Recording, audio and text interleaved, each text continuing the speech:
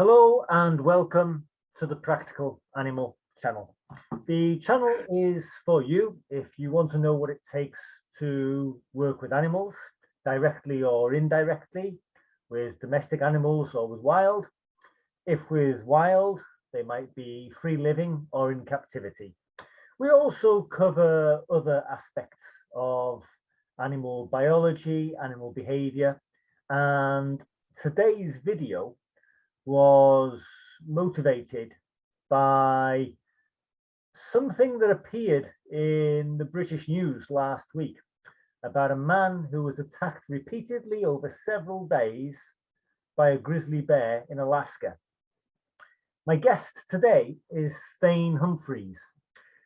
Thane is a wilderness expert who has worked with bears in the past. And I'm fascinated by grizzly bears. I'm fascinated by the North American wilderness. So I've asked Thane to appear for the second time to discuss grizzlies with me. And particularly, the theme is going to be the risk posed by grizzlies to people in the outdoors in Canada and Alaska and the lower 48 states. So Thane Humphreys, welcome back to the Practical Animal channel. Thank you, John. It's a pleasure to be here. Thanks for coming on, Thane. Thane, so the theme today, the risk posed by grizzly bears. What can you tell me, please, about the risk posed by grizzly bears? If I was to go to Canada or if I was to go to Alaska, what should I be researching beforehand in order to enjoy the wilderness, maximize my chances of seeing wild bears, but in a safe way? That's the trick, isn't it? It's easy to see the wild bears, but how do you make sure you do it in a safe way? If you were going to sum that up, it'd be see them before they see you, really. Yeah, there's a long legacy here in Alaska of relationships between human beings and bears. Bears are very smart animals. Their instincts are very simple, eat, breed, sleep, and be territorial and protective. And so there's always a chance of getting attacked. You always have to keep that in mind. And the reality, though, is the attacks are far rarer than people think. It's just that they're talked about a lot in the media, right? So it seems like it's a big thing. But there's a famous book about bear attacks in Alaska, and it was comprised over 56 years, I think. And it's only that thick. So it's not as big as people think, but when you do get attacked, it can ruin your whole day. Their claws are often, you can see claws this long on a regular basis, or longer, and they're like sickles. They curve out to the front, and they can move boulders with that, or they can tear flesh with that. If you ever watch them tackle a moose, which moose can be a 1,500-pound animal. If you ever watch a bear to tackle a moose, the average inland grizzly weighs 300 to 400 pounds. Maybe a monster one would be 600 pounds. So they're not massive, huge body-wise, but their muscle, the musculature and how their muscles attach give them tremendous force. And I've watched a 350-pound bear take on a full-grown moose, and they're not afraid of it. They're smart enough to stay away from the hooves, but they'll eventually get up and over the top of that animal onto its neck and just shred it. And we have a philosophy here in Alaska that you go out into the woods, you always go armed. It's kind of like an insurance policy, right? You hope to never need it, but if you do, it's too late to go get it. Now there's quite an incursion of new people up here in Alaska from the lower 48, and they bring a different attitude, and so they most often will go with just pepper spray. The downside to just pepper spray is, what do you do if the wind's blowing in the wrong direction? It's nice to have, but the reality is if your life's in danger, you really don't want to mess with it. I've played with pepper spray, and it's not a bad thing to have. It'd be great if conditions are right to have that pepper spray so you can have a non-lethal deterrent. But the fact is, most bears, when they bluff or whatever, you can tell, and you just back off and let them have their space. But if they're not bluffing, that's not a time to fumble with pepper spray that might not work. You have very little time. I mean, fractions of a second. And so you have to get your gun out and shoot like really fast. And there's times when you're in heavy, thick alder thickets and you can smell bear and you can feel, the hairs on the back of your neck standing up. And in times like that, you actually carry the gun in your hand and ready in the ready position, because you'll only have time, depending on what kind of gun you have, to point and shoot, you won't even have time to get it up to your eye to aim. Yeah, so that's the general thesis amongst most sourdoughs, they call them, or longtime Alaskans, is take a firearm in there and make it a big one. My personal firearm for bear protection is a 500 Smith & Wesson. And it's a pretty powerful cartridge. It's a pistol. A 44 Magnum, which most people are aware of, a big load in a 44 Magnum is a 320 grain bullet, and it's traveling approximately 1,200 feet per second. Well, the 500 Smith & Wesson's a decent load for that, and not even the heaviest, is a 440 grain bullet, and is traveling at 1,700 feet per second. So if you know anything about the equations for energy and, with energy and velocity and mass, that's a lot of mass hitting that bear very quickly. And it has enough of a shock factor to stop it in its tracks. And if that, in that article on that you saw on BBC, where that guy in the camp was constantly, was drugged down to the river and harassed. If he'd had something like that in his possession, he would have killed the bear and it would have been over with.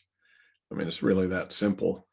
So nobody wants to just go around killing bears, right? I mean, that's not the thing, but knowing that you have the ability to do so gives you a lot more latitude in how you manage the situation. You can see if it's bluffing, you can back up, you can watch its body language, you can try to get out of the way. And if it turns out not to be bluffing, you can stop it, quickly and humanely, quite frankly. So that's kind of the general philosophy of bears. I've had a lot of bear encounters up here. I spent a lot of time in deep wilderness, and some have become very close. But out of 60 years of bear encounters, I've only had to shoot 2. So that's not bad, a bad ratio, really. And one was attacking my daughter and the other was attacking me. So you really want to wait till it's an actual attack. So nowadays, for people, when they're making camps out in the wilderness, obviously you keep your food away from your tent. We always put our food out, at a distance away. But they have these really nice portable electric fences that are very compact and small. And people will take, it's just 2 strands of this white tape looking stuff, plastic tape looking stuff that's actually an electric wire. And you put your stakes out around your camp. And then it just takes a couple of D-cell batteries and it puts a voltage, it's like a taser, puts a high voltage through there. And that's been proven really effective for keeping bears away. The other thing that bears raise all kind of havoc on equipment and cabins and things like that in the wilderness. People that fly airplanes in the middle of nowhere and stop. There's been cases where they come back and find their airplane torn to pieces, and now they're stranded because bears are just curious. They're just, if they smell any food in there, they're going to get in there to get it. Even if they don't smell food, sometimes they just like to play with things, and they play pretty rough. So airplane doesn't stand a chance. So now they'll use these electric fences around their airplane too, when they're leaving it overnight in bear country. For example, a prime example of that is when you go sheep hunting, you park your plane as close to the mountain as you can in the lowlands, and then you have to hike up the mountain for multiple days and leave your airplane there. So you tie it down on the tundra really good so the winds don't take it away, and then you put an electric fence around it so the bears don't destroy it. And so there's no guarantee on bears. And so when you're out there, you're looking for tracks, you're looking for SCAT, you're looking for the signs. You're always scouting the area looking for bear sign. How fresh is it? Is it a mother and cubs? Is it, just a single critter walking through, what are you looking for?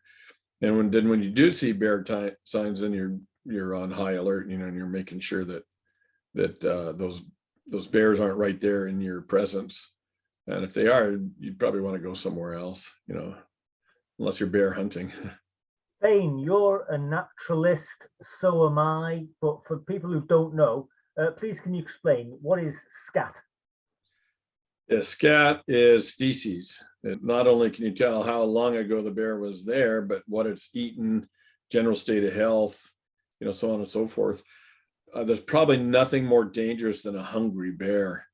A bear who hasn't been able to get enough of its natural food is going to be desperate because hibernation is coming, and they must put on the fat or they will not survive hibernation. Also, there's a few things that in the bear mind that present danger to humans. One is protectiveness.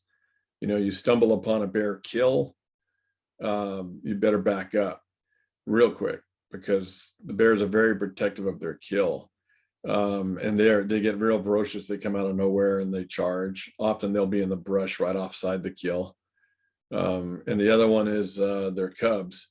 A sow with cubs, if it feels you're a threat, if you come between it and the cubs, it's all over you, and it can be done in seconds. Again, very ferocious.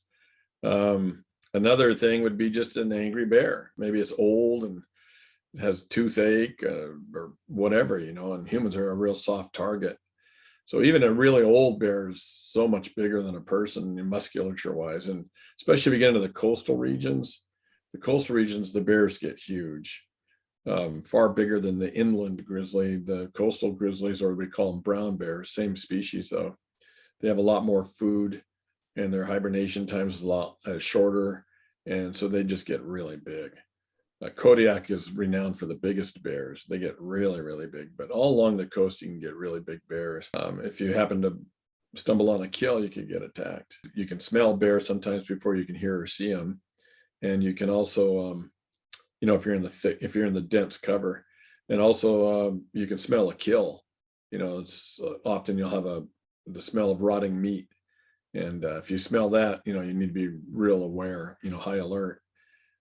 Sometimes you can't avoid it. You could see a fresh kill, put brush over it. That's what they typically, you'll see ripped up tundra and turf and brush that's thrown over the carcass. You don't know which direction the bear might come from. So sometimes they wandered further from their kill, or sometimes they just would rather leave the scene than face a human. You never know. It depends on what their experience is. Other times, though, you just don't know. There was a couple of snow machiners up in the Peters Hills, father and son, doing spring bear hunting. And they go up on top of the mountain, and then they scope for tracks coming out of a den or steam coming out of a den. And that's when they know, that's pretty fresh. They wait for the bears to come out and they hunt them. Fish and Game asks us to hunt them. They really need to be hunted, because if you don't, you end up with a real crash in the game animals like moose and caribou. There's areas where the bears are too thick, and they're just waiting as the baby drops, boom, they've got it. And so you have zero calf survivability rate in some of those areas. The responsible thing to do is hunt the bears, keep their population down, not eliminate them, but keep their population down to normal. Also, if you get an old boar, an old male bear in the area that's beyond breeding range, they just wander around killing cubs. So your bear cub survivability rate's really low also. So, the trophy bears are the big boars, and those are the ones you want to eliminate. They've already contributed to the gene pool. Now they're a danger to everything and everybody. And so you try to eliminate them. But anyway, so this father and son were up there hunting bear, and they were on their snow machines, kind of on top of the mountain. There was a little alder thicket behind them, and just out of nowhere, a bear exploded out of the alder thickets and mauled the dad. Took half his face off and his scalp and his shoulder. He terribly wounded, and they didn't have time to respond. it came from behind him. The son drove the bear off, and they were able to get the dad to a hospital, but it was pretty deadly and pretty bad encounter. And now that you get a lot of hikers, that's bear country, and you get a lot of hikers going up there, and almost fairly regularly you get a hiker that's mauled by a grizzly bear because they want to jog, but it's bear country, so they're jogging along and they might have bells or something on, but they don't know what they're running into, and the bear, it could have a kill right on the side of the trail, and then it'll attack, or it could have cubs right there and it'll attack. So yeah, it's not like you walk out in the woods in fear of being attacked every day, but there are areas where the probability is higher, so you either stay away from those areas. If you have to go in there, you just go prepared and you go armed.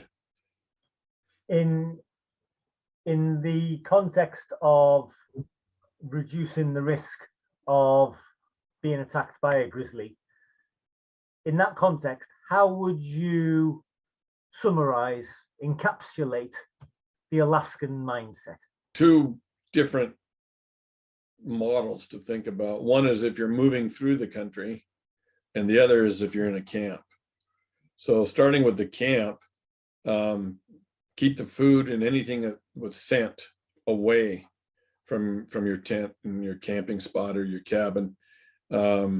That's the biggest thing, is keep everything that a bear might find interesting away if you can. And when you board up that cabin or something, we often use sheets of plywood with nails sticking out like spikes, because otherwise the bear can just tear your door right off or tear the windows open. So having spiked strips on the windowsills and on the door mat, where the door mat would be, where they have to step to get to the door, is helpful. And actually having them on the window, it's helpful, like you're shuttering the window with a piece of plywood, right? So you always have those great big spikes sticking out like that. Some bears get smart and they learn to bend the nails over, but it's always better to have something than nothing. And then don't have anything that smells like food in your cabin. They can smell it from a mile away. And then when you're transitioning through the wilderness, make a lot of noise. You just want to make noise. Now it's difficult if you're hunting moose or caribou, or the antithesis of that kind of a hunt is noise. So you're trying to be quiet, but make a lot of noise, and keep your senses open, your nose, so you can smell. Bear smells like a wet dog times 10. They're really a stinky animal. And so keep your nose open, keep your ears open, be alert for sign. You're looking for sign anywhere. Scratches on the trees, ripped up tundra, torn up bushes, scat tracks. Be armed, be alert and be armed, I guess is the best way. The average Brit, I would liken the mindset of the average Briton perhaps to the mindset of the average Californian. I don't know, I've never been to California, but what I mean is, I know how to shoot. I've been around guns since I was 15. I come from a rural area in the UK. The UK has primarily an urban population. The idea of going out to Alaska and being ready with a gun that is suitable to bring down a grizzly is so utterly foreign to the average British holiday maker's mindset that it doesn't bear thinking about.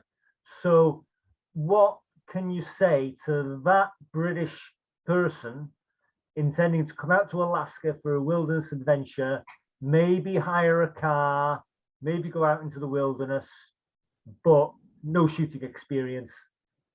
What do they need to do? Can they hire a guide, or what should they seriously do? Yeah, so there's always an opportunity to hire a guide, and that's kind of a foreign concept to most Alaskans, because why pay for something that you can go do yourself, right? But I could see if you're in the lower, if you're not from the area, it might be worth it. I don't know if there's guides for just hiking excursions. I would not be afraid to go camping with that mindset. I would just be, I would have some altered perceptions in that mindset. And one of them would be get really good with your pepper spray if you can't do a gun.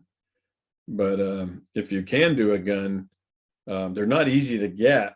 You can't just go in and buy one. They have to go through a background check, and you have to, I don't even know what the rules are about somebody from another country buying a gun here in the US. I have no idea. But getting a gun or going with somebody that has a gun would be a good idea, but it's not essential, really, because like I say, the actual number of encounters are far less than what people think. I've got a good friend from Oregon that has a mining claim up here in the middle of nowhere, up and over a mountain range kind of thing.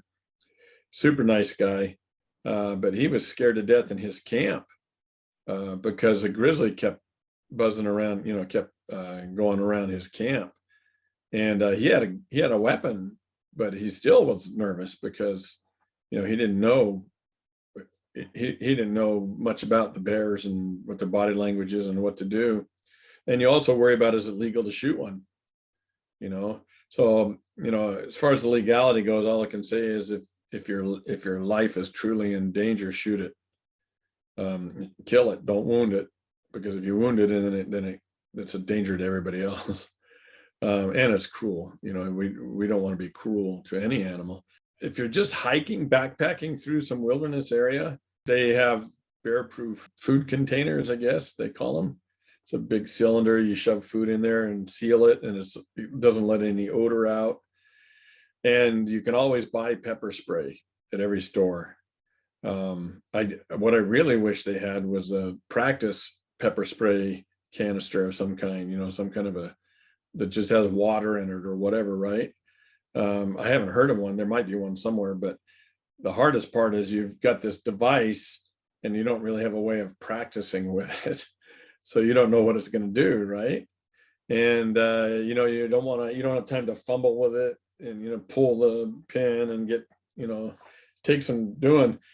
So you might want to go ahead and just bite the bullet and buy two of them and practice with one, just so you can feel what it's like and know what it's like.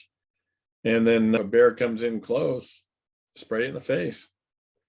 I'm getting close to rounding up now, but what I wanted to know, Thane, is let's say things go from bad to worse.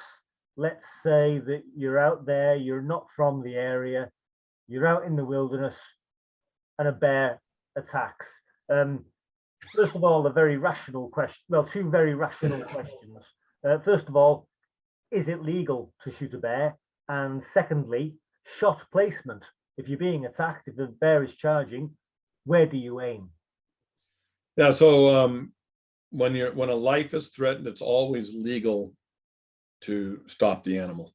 So later you may have to prove, in court, I don't know, but it's usually pretty obvious. And so shot placement. So the thing I recommend most novices take is a 12 gauge shotgun with slugs. The pistol is what I take because I'll always have it with me. You go to the bathroom or whatever, right? And if you leave your shotgun behind. Shot placement with a 12 gauge slug. You want a big slug. So that's a cartridge, yeah? Yeah, shotguns come with, bird shot of some kind, or buckshot, or slugs, which is a one solid piece of lead. And there's a couple that work really, really well. One's a Brennecke Rottweil. One's a Rottweil slug, another's a Brennecke slug, another's, I can't remember, there's a couple of them, but they're really designed for deep penetration and hard hitting. So you get a good slug in there, and a 12 gauge 3-inch Magnum load, full load. And if they're close enough, you can often shoot from the hip, but you can get a shot if you, pardon? Is that literally? Yeah. I mean, if it's too close, you don't have time to get it up, so you shoot from the hip, right? But you pointing it right at the bear, and it's right there in front of you, Yeah. So if you have a choice, and it's running right at you, shoot it between the eyes. because its head's going to be bobbing up and down, as it's coming at you. You're not going to have a lot of chest area to shoot at. If a side profile presents itself, take its shoulder out. Shoot it in the shoulder, break that shoulder down. It'll roll. It can't keep going.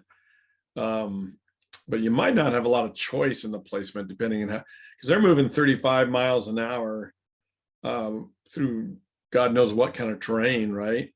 And if they're only, if they're 20 feet away and they can go from 0 to 35 in a second, how much time do you have, right? Yeah. So you just shoot wherever you can find, but you're going to see a big old head like this, taking up your space, and that's the easiest thing to shoot at. And if people say roll up and play dead, well, if you don't have a firearm, yeah, absolutely, right. I mean, what are they going to? They're going to bat you around, maybe chew on you a little bit, and God help you if you groan or move. Wow. While they're chewing on you. But it's rare where a bear actually wants to eat a person. Usually that'd be a black bear. Grizzlies have a little more discriminating taste. They prefer rotten meat over humans, right? So what does that tell you? Eat a lot of Twinkies and ho-hos, right?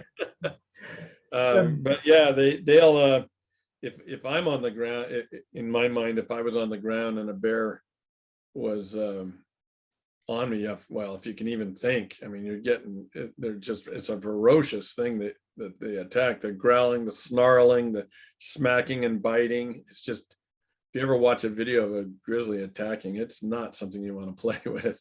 No. But if you're on your back and you can roll, just try to roll, get the gun out and shoot straight up into it. When their mind is on that attack, it takes a lot to stop it. A friend of mine was a guide in Kodiak, and he had a client with a 338 Win Mag, and there was a charging Kodiak brown bear, and he put 3 shots in the heart with that 338, and it didn't stop.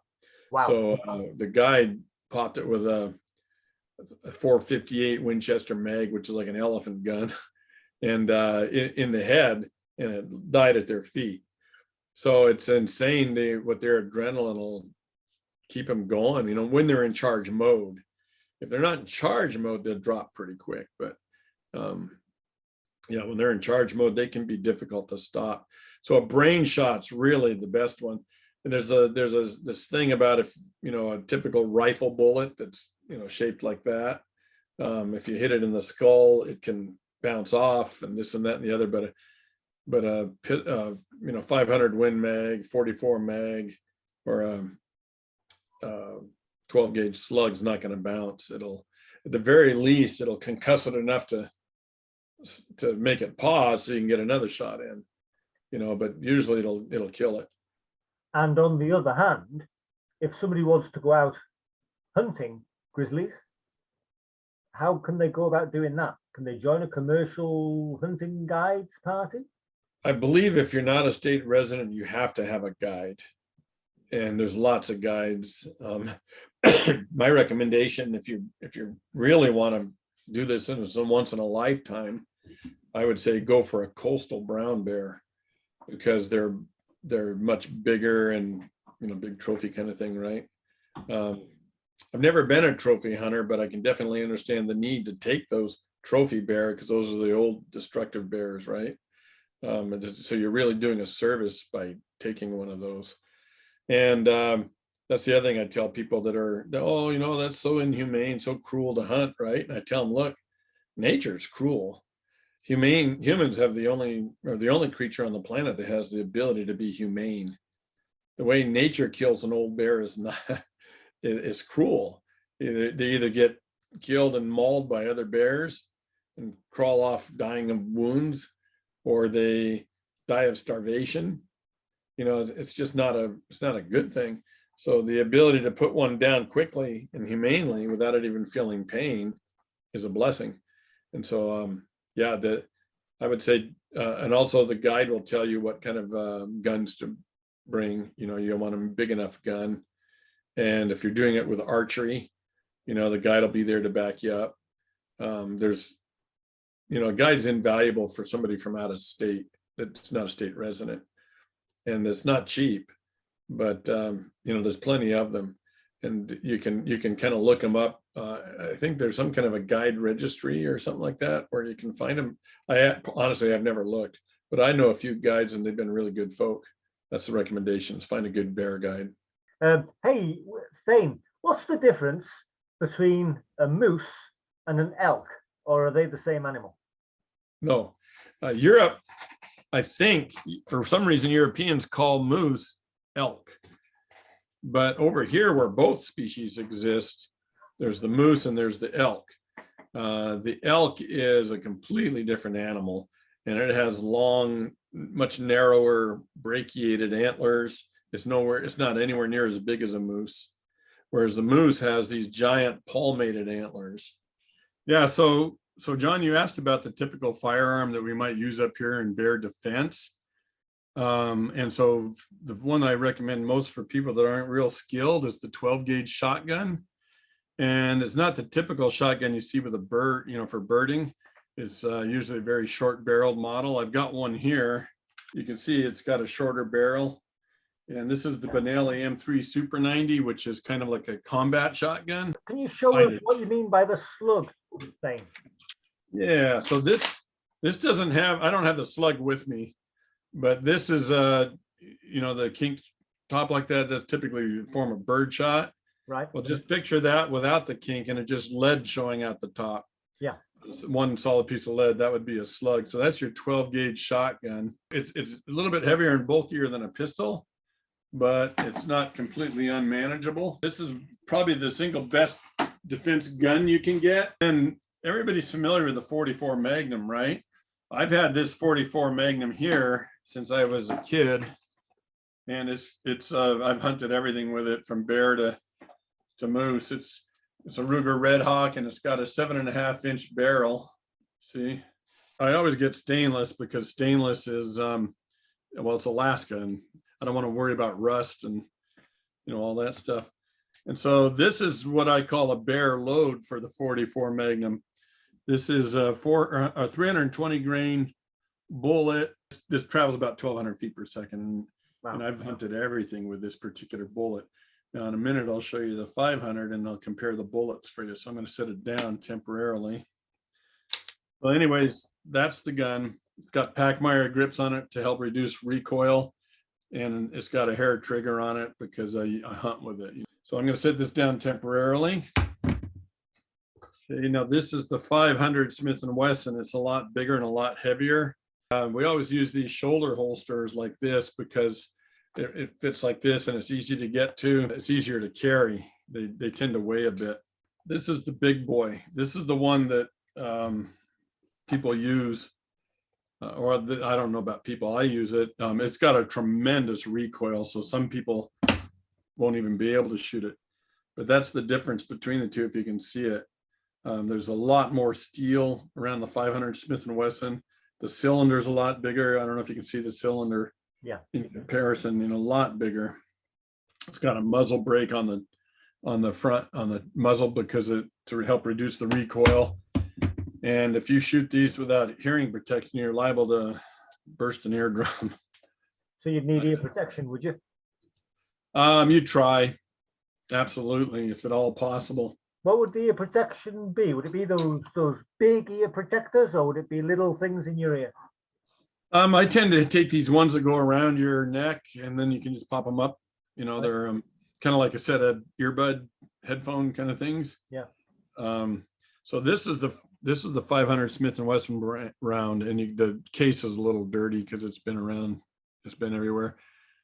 And this is the 44 Magnum round. So this is the Dirty Harry round. Heck, this is bigger than the Dirty Harry round. This is the round that everybody talks about as the bad boy. And this is the new bad boy. Wow. So So with all of those three guns, would shot placement still be the same, preferably between the eyes? yeah.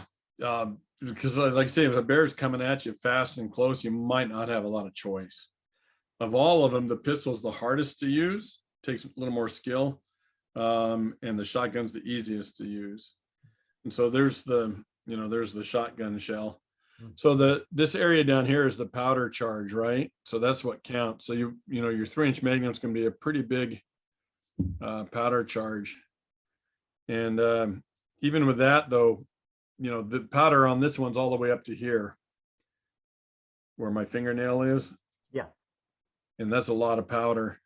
So, you know, this 1,700 feet per second, 440 grain bullet, that's a lot of energy hitting that bear. It's going to know it's been hit.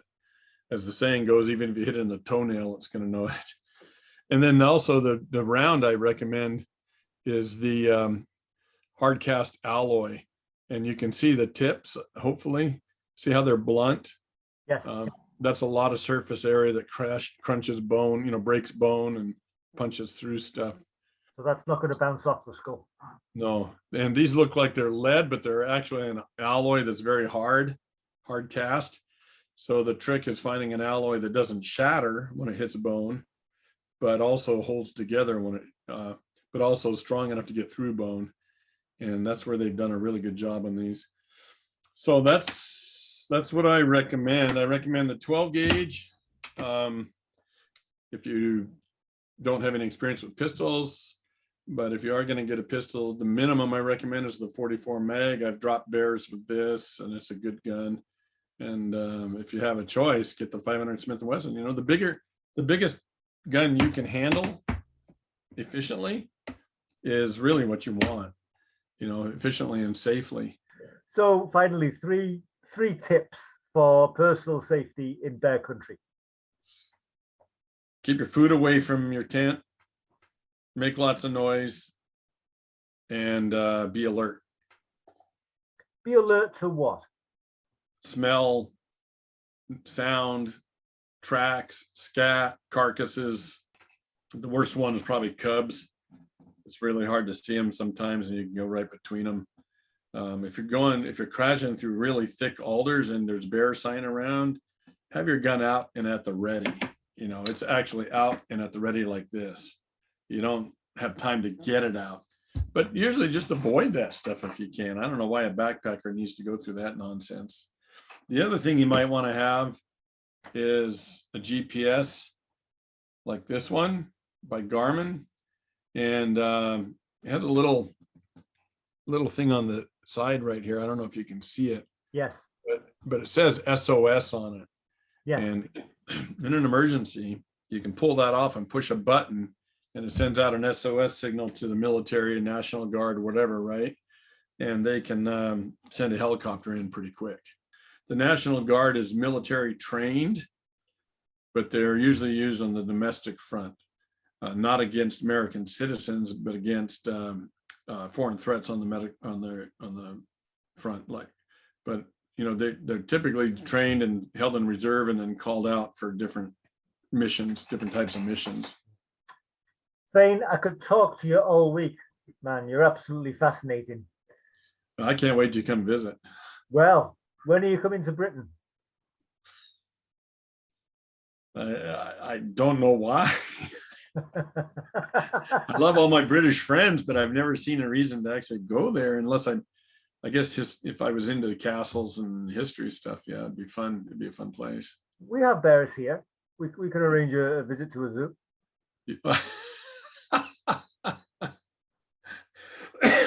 We've got wildcats. Thane, it's been fantastic. Thanks very much for your time. Yeah, but I really enjoyed it, John. Thank you. Thanks a lot. Take care, Thane. Bye.